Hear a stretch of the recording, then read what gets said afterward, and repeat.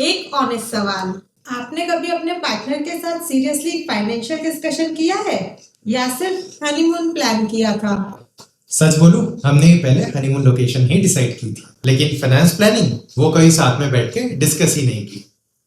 और funny part पता है, शादी के बाद हर कोई पूछता है कि हनीमून कैसा था, लेकिन कोई ये नहीं पूछता कि फ्यूचर में फाइनेंस का क्या प्लानिंग है। लव, ट्रिप्स, गिफ्ट्स सब डिस्कस होता है, लेकिन मनी अवॉइड होता है।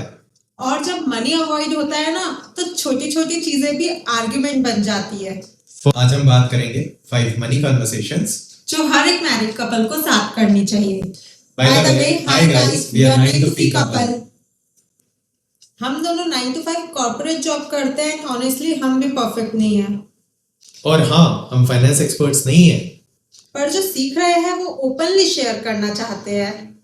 बिकॉज हमें लगा कि अगर ये डिस्कशंस पहले हो जाती तो काफी कंफ्यूजन्स अवॉइड हो सकते थे, या फिर अगर कोई हमें गाइड भी कर देता तो भी ये चीजें अवॉइड की जा सकती थी।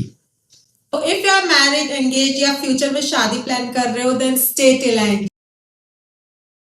ओके, सबसे कॉमन क्वेश्चन, जॉइंट अकाउंट या सेपरेट अकाउंट?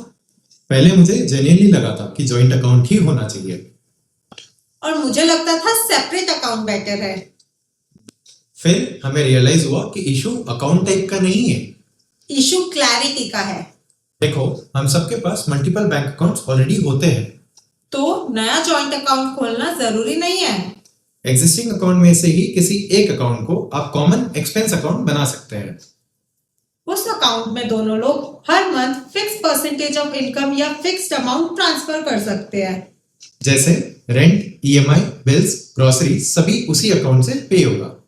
और बाकी जो पर्सनल अकाउंट्स है वो पर्सनल फ्रीडम के लिए है। So second problem, who should manage money?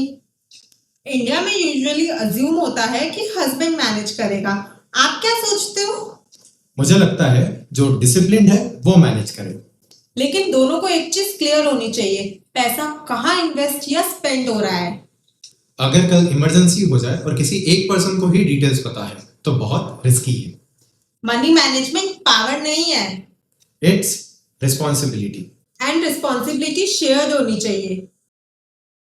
So problem number 3, appraisal मिला, कॉन्ग्रेचुलेशंस। एक ऑनेस्ट सवाल, इंक्रीमेंट आपका बैंक बैलेंस बढ़ा रहा है या सिर्फ लाइफस्टाइल? सो इस बार इंक्रीमेंट पे क्या नया खरीदा? New phone, may be car या इंटरनेशनल ट्रिप। लेकिन इन्वेस्टमेंट सेम। ये सबसे कॉमन मिस्टेक है, सैलरी बढ़ते ही एक्सपेंस बढ़ा दें। इनकम बढ़ती है पर नेटवर्थ नहीं। इसीलिए हमने एक सिंपल रूल फॉलो करना स्टार्ट किया है। जितना परसेंट इंक्रीमेंट मिला उतना परसेंट इन्वेस्टमेंट भी इंक्रीज किया। पहले इन्वेस्ट फिर अपग्रेड। प्रॉब्लम नंबर 4, अगर कल जॉब चली जाए तो कितने महीने विदाउट टेंशन सरवाइव कर सकते हो? ऑनेस्टली मुझे पहले इमरजेंसी फंड बोरिंग कंसेप्ट लगता था, मुझे भी। लेकिन जब हमने सीरियसली 4 से 6 महीने एक्सपेंस सेव करना स्टार्ट किया, सडनली स्ट्रेस कम हो गया। इमरजेंसी फंड्स सेविंग्स नहीं है, it's peace of mind, it gives confidence. So problem number 5, by the way ये फी क्या है? एफआई मतलब फाइनेंशियल इंडिपेंडेंस। हाँ वो तो पता है, लेकिन फाइनेंशियल इंडिपेंडेंस आपके लिए क्या है? मेरे लिए रिटायर अर्ली बिल्कुल नहीं। मेरे लिए भी नहीं। एफआई मींस चॉइस है, choice to take break, choice to say no, and choice to not panic during lay ऑफ। इसीलिए फी मतलब पैसा काम करे और आप चॉइस से काम करो। If you are working couple and if you want to improve your financial clarity, तो फॉलो अस ऑन इंस्टाग्राम, वहां आपको शॉर्ट प्रैक्टिकल मनी क्लिप्स मिलेंगे। एंड सब्सक्राइब टू यूट्यूब, क्योंकि यहाँ हम ऑनेस्ट एंड रियल डिस्कशन करेंगे। Again, we are not experts. We are learning 9 to 5 से 9 to 5 तक Step by step. step